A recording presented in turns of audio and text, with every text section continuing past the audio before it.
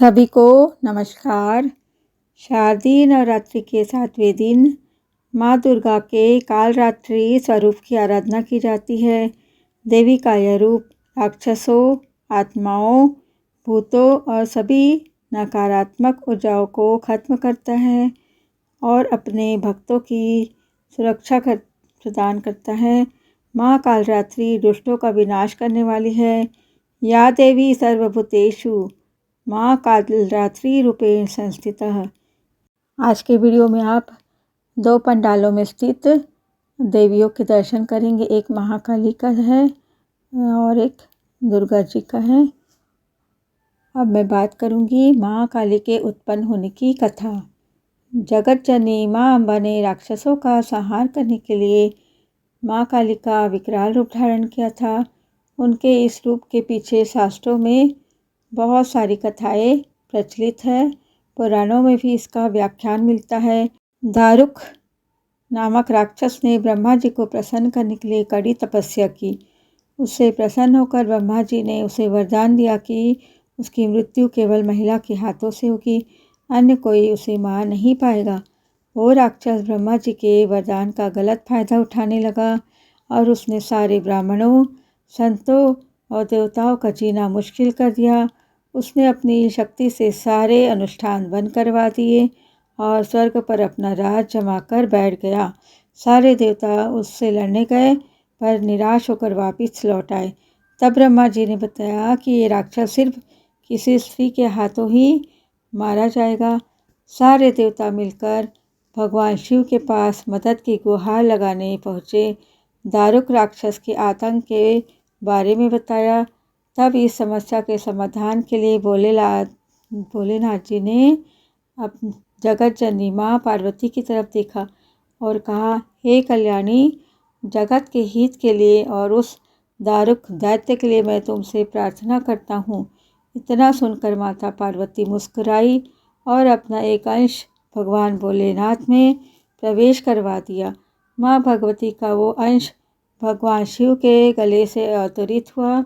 भोलेनाथ ने तभी अपना तीसरा नेत्र खोला और उनके जो नेत्र हैं उनके द्वार से माँ ने भयंकर काली का विकराल रूप धारण कर लिया।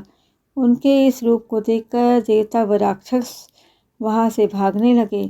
उनका रूप इतना भयंकर था कि कोई भी उनके सामने टिक न पाया। माँ काली के सिर्फ ओंकार से ही सारे दैत्यों का नाश हो गया। सारे असुर जलकर भस्म हो गए, लेकिन तब भी उनका गुस्सा शांत न हुआ और उनके क्रोध की अग्नि से सारे लोग जलने लगे। देवताओं ने पुनः भोलेनाथ से मदद मांगी। तब महादेव ने माँ काली के गुस्से को शांत करने के लिए एक बालक का रूप धारण किया। उनके इस रूप को बटुक भैरव भी कहा जाता है और उस बालक के रूप में भोलेनाथ जोर जोर से रोने लगे। उनके रोने की आवाज़ माँ काली के कानों में पड़ी। माता ने उस प्यारे से बालक को अपने गले से लगा लिया। तभी माता वापस से अपने सौम्य रूप में आ गई। माँ पार्वती मूर्छित हो गई और उन्हें होश में लाने के लिए भगवान शिव ने तांडव नृत्य किया और उसके बाद भगवान शिव का नृत्य देखकर माँ पार्वती भी नृत्य करने लगी, जिस कारण उन्हें योगिनी भी पुकारा जाता है। माँ काली ने महिषासुर, चंड मुंड, धूमाक्ष, रक्तबीज, शुंभ निशुंभ जैसे राक्षसों का वध किया। माता काली का 10 महाविद्या में से एक है माँ काली। शास्त्रों में माँ भगवती काली को महाकाल की शक्ति कहा गया है। वह अनंत, अपरिमित और अनादि है। उन्हीं की कृपा मात्र से भगवान शिव इस पूरे ब्रह्मांड का संचालन और नियमन करते हैं। उनका भयानक स्वरूप ही मानव मात्र के मन में भय पैदा कर देता है। जिस भी भक्त पर उनकी कृपा हो जाती है वह समस्त ब्रह्मांड को अपने वश में कर सकता है। वह सृष्टि में मनचाही उथल पुथल भी मचा सकता है। ज्योतिषाचार्य के अनुसार माँ काली के विविध ये जो विचित्र स्वरूप है उसमें कई अद्भुत रहस्य छुपे हुए हैं। उनके स्वरूप के प्रत्येक अंग प्रत्यंग का दार्शनिक अर्थ है जो उनके वास्तविक स्वरूप को दिखाता है या बताता है। उनका नीला काला वर्ण आकाश तत्व का प्रतीक है जो संपूर्ण चराचर जगत को धारण करने वाला है। उनके गले में 50 मुंड की माला है जो 50 संस्कृत वर्णों को बताती है। उनके 3 नेत्र अग्नि के 3 स्वरूप सूर्य, चंद्रमा और अग्नि को दर्शाते हैं। उनकी कमर में कटे हुए हाथों से बनी माला है जो किसी व्यक्ति के समस्त कर्म तथा प्रारब्ध का नाश होकर उसकी मोक्ष प्राप्ति को बताती है। वह अंधकार में रहती है। शास्त्रों में विचार शून्यता को अंधकार भी कहा जाता है। यही वह स्थिति है जब भक्त सांसारिक द्वेष और क्लेशों से मुक्त हो जाता है। भगवान शिव उनके चरणों के नीचे है जो बताता है कि वह सर्वोच्च शक्ति है और एक बार क्रोधित होने पर स्वयं महादेव के अतिरिक्त उन्हें अन्य कोई शांत नहीं कर सकता है। माँ काली श्मशान निवासिनी है। यही वह स्थान है जहाँ व्यक्ति के समस्त दुख और रोग शोक नष्ट हो जाते हैं। श्मशान में भक्त का अहंकार नष्ट हो जाता है और वह ईश्वरी कृपा का पात्र बन जाता है। उनका एक हाथ अभय मुद्रा में है जो उनके भक्तों को समस्त प्रकार के भय से मुक्त करता है। दूसरा हाथ वरद मुद्रा में है जो बताता है कि वह अपने भक्तों को वरदान देने के लिए सदैव तत्पर रहती है। देवी कुपित हो गई है, देवी रूठ गई है। क्या ये सिर्फ अंधविश्वास है या कोई गहरा रहस्य है? निर्गुण ब्रह्म के सगुण हो जाने को देवी कहते हैं।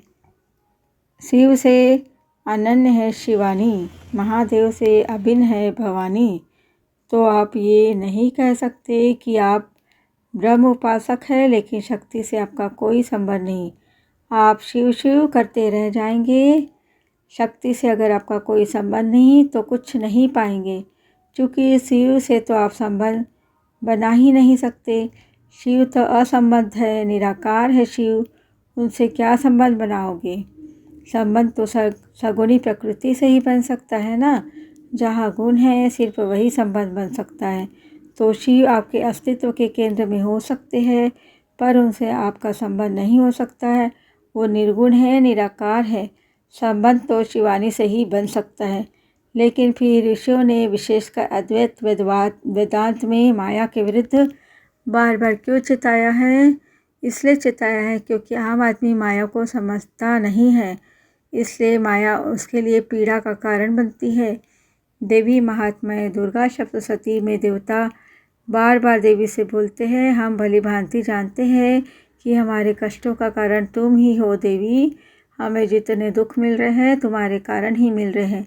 हम दैत्यों से हार रहे हैं, हम अज्ञान में फंस जाते हैं, हम भूल कर बैठे हैं, इसका कारण तुम ही हो देवी। लेकिन हाँ, हमसे जो भूल होती है उसका कारण ये था कि देवी कि हम तुम्हारे सत्य को, तुम्हारे मूल स्वरूप को भूल गए थे और हमें कष्टों से मुक्ति भी फिर उसी रास्ते से मिलेगी।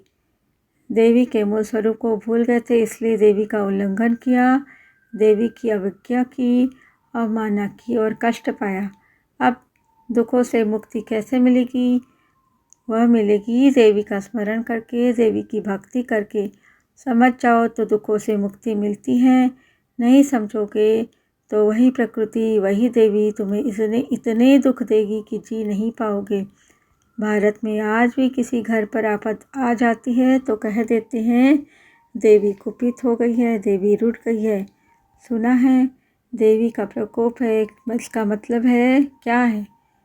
तुमने प्रकृति के साथ वो सम्यक संबंध नहीं रखा है जो तुम्हें रखना था, इसलिए प्रकृति रूठ गई है, संसार ही तुमसे विमुख हो गया है। इसी तरह से जो वर्णन है देवी का, एक तरफ तो उनसे ज़्यादा रुष्ट कोई नहीं दिखाई देता।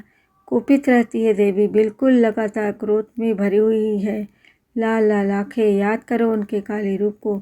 दूसरी ओर वो भक्त वत्सला है कि भक्तों को गोद में ही बैठा रखा है। जो निकट आ गया, जो समझने लग गया, उनको गोद में बैठा लेती है और जो अपनी ही मान्यताओं में, सिद्धांतों में, अज्ञान में खोया हुआ है उस पर वो कुपित रहती है। नवरात्रि के दौरान हम अपने आसपास के लोगों के साथ मिलकर भगवान की पूजा करने का आनंद ले सकते हैं और अपने दुखों और कष्टों को साझा करके समाधान पाने के लिए समर्थ हो सकते हैं। यह एक साथी भावना का महत्वपूर्ण उदाहरण है जो समृद्धि और खुशियों की ओर एक कदम आगे बढ़ाने के लिए सभी को साथ लेकर आता है। नवरात्रि के 7वें दिन का महत्व है कि यह दिन भगवान के भक्तों को साहस, उत्साह और दृढ़ आस्था का अद्वितीय असर देता है। यह दिन हमें यह भी अवसर देता है कि हम अपनी आत्मा की गहराइयों से जुड़े और दुर्गा जी की शक्ति को पहचान सकते हैं, उसके साथ जुड़कर अपने लक्ष्यों को प्राप्त कर सकते हैं। इस दिन की पूजा करने से हम अपने जीवन को बेहतर तरीके से संचालित करने की कल्पना कर सकते हैं और अपने लक्ष्यों की प्राप्ति के लिए संकल्पित हो सकते हैं।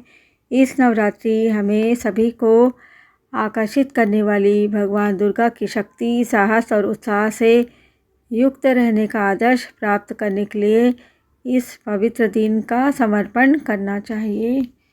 वीडियो देखने के लिए बहुत बहुत धन्यवाद। माँ दुर्गा से यही प्रार्थना है कि मेरे जितने भी भाई बहन वीडियो देख रहे हैं उन सभी के कष्टों को दूर करे, वे सब खुश रहे, अपने अपने कार्य के प्रति ईमानदार रहे, एक दूसरे का सहयोग की भावना रखे। धन्यवाद, नमस्कार।